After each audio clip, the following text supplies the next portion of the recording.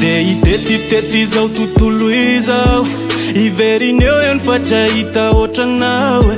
na de hikiasa madika pejy vaovao ho lasa gaigy angamba raha ilaozanao e iray minitra tsy eo anilanao malala ohatran'zato taona ka malasa dala mangatsiky irery zany atsy ampiafanana aleo mba hita pifeo afazararana zavono nanome anao ny mihoatra ka avy laoza mba anararoatra isaorakony any ambony fa lasako ny fony raha tsisy anazy angamba hoady tsy haiko itsony matsiaro sambatsambatrao baby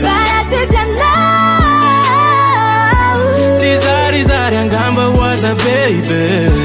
ratisi anauza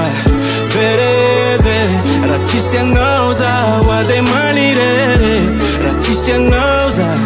vere vere ratisi anauza wade manirere chekwe noramba wotra fazalu efa vo fatutra mafe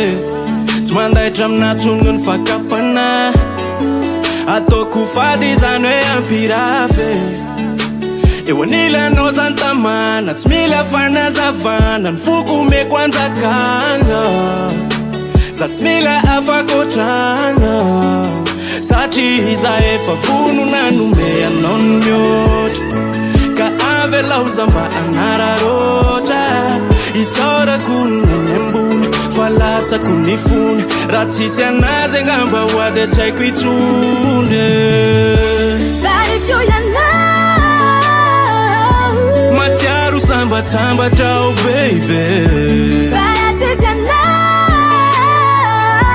tsy zarizary angamba hoaza baby raha tsisy anao za vere vere raha tsisy anao za hoady manirere raha tsisy anao za vere vere raha tsisy anao za hoady manirere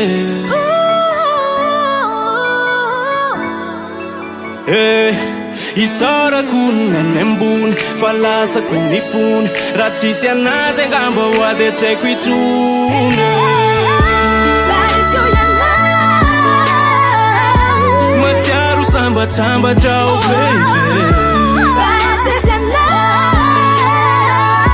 tsy zarizary angamba hoaza baby raha tsisy anao za vere vere raha tsisy anao za hoady manirere raha tsisy anao